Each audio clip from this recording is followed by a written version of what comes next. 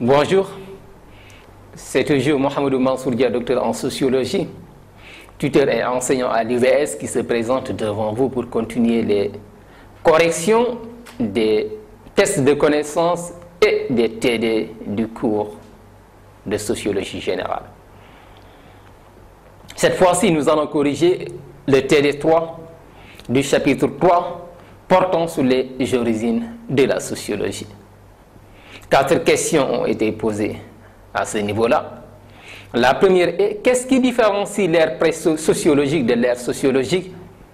La seconde est: qu'est-ce qui différencie le courant spéculatif du courant positif? La troisième est: pourquoi dit-on que Nicolas Machiavel a affranchi la pensée sociale des considérations théologiques? Et la quatrième et dernière question: pourquoi dit-on que Émile Durkheim n'a pas échappé à la perspective finaliste et normative?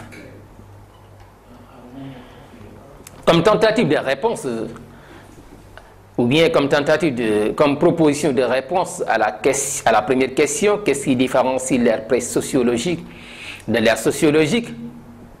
Nous disons que l'ère pré-sociologique correspond à une étape où les philosophes et les hommes d'idées et de pensée idéalisaient le type de société par excellence et décrivaient la société le plus souvent telle qu'elle devrait être selon eux plutôt que telle qu'elle est. La connaissance sociale est recherchée d'une manière finaliste, dans le but d'établir des règles assurant les meilleures organisations et le bon fonctionnement de la société. On peut dire donc, on peut répéter que, à cette époque-là, les philosophes, les hommes de pensée décrivaient la société non pas telle qu'elle est, mais telle qu'elle devrait être selon eux. Donc, il n'y a pas une objectivité à ce niveau-là. Il y a de la subjectivité. Parmi les penseurs de cette époque, il y a Platon, il y a Aristote, il y a Thomas More, il y a Thomas Hobbes. Mais il faut préciser que il y a des penseurs de cette époque tels que Ibn Khaldoun, Machiavel, Francis Bacon, Karl Marx, Auguste Comte, Montesquieu, qui ont étudié d'une manière positive, c'est-à-dire d'une manière scientifique, le fait social. Karl Marx, par exemple, a donné une explication aux contradictions de la société. Sa méthode est la dialectique, qui se veut une explication totale de la société. Là, quand on parle de dialectique, c'est une opposition entre deux idées ou bien deux termes. Il a parlé de dialectique concernant les classes sociales, avec les bourgeois d'une part et les prolétaires d'autre part. Pour lui, donc, le monde est en perpétuelle contradiction. C'est ce qu'il a appelé la dialectique, avec d'une part une classe qui s'oppose à une autre. Or, je pense qu'il n'y a pas un ouvrage d'économie plus scientifique que le Capital, par exemple. Or, le Capital a été rédigé par Karl Marx avant l'avènement de la sociologie en tant que discipline scientifique en 1895. Durkheim et Karl Marx est décédé en 1883. Or, Durkheim a fondé la sociologie en 1895. Or, le Capital est un ouvrage sociologique. Ce qui veut dire que donc, à l'ère pré-sociologique, il y avait des chercheurs, il y avait des penseurs, il y avait des hommes d'idées qui analysaient le fait social d'une manière scientifique. Mais seulement à partir de l'ère sociologique qu'il y a d'autres méthodes, donc d'une manière beaucoup plus scientifique, permettant d'étudier le fait social. Et l'ère sociologique correspond à l'avènement de la sociologie comme une discipline scientifique étudiant le fait social tel qu'il est, d'une manière objective, avec une méthodologie scientifique. Je répète, l'ère sociologique correspond à l'avènement de la sociologie comme une discipline scientifique étudiant le fait social tel qu'il est d'une manière objective avec une méthodologie scientifique.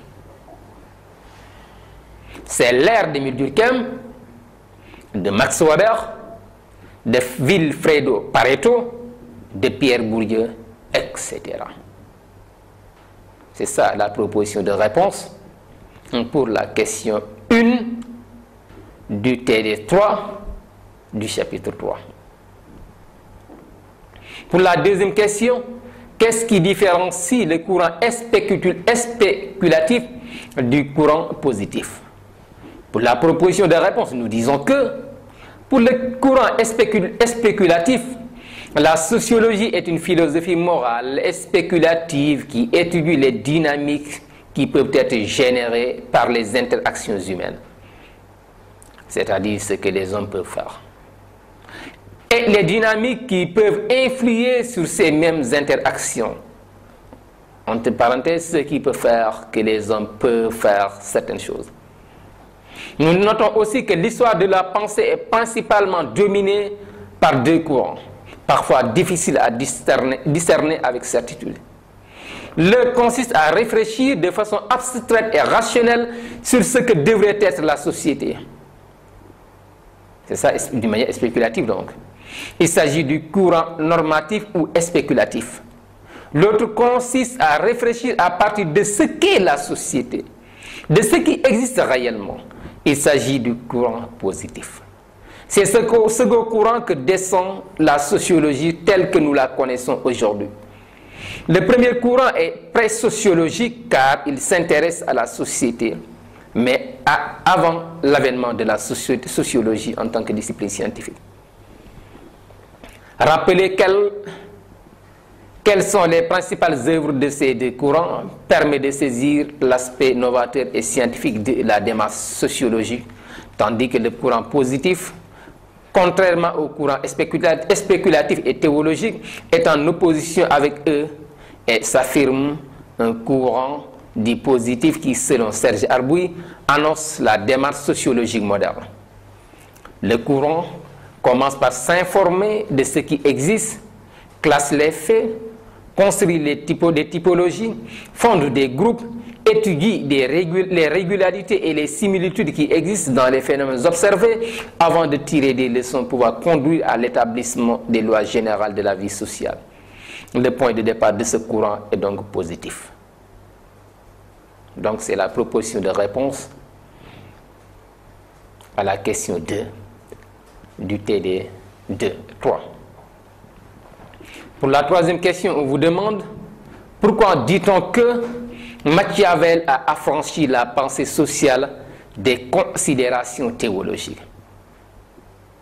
Comme proposition de réponse, nous disons que on a dit que Nicolas Machiavel a affranchi la pensée sociale des considérations théologiques puisque la religion ne peut selon lui expliquer scientifique les faits sociaux.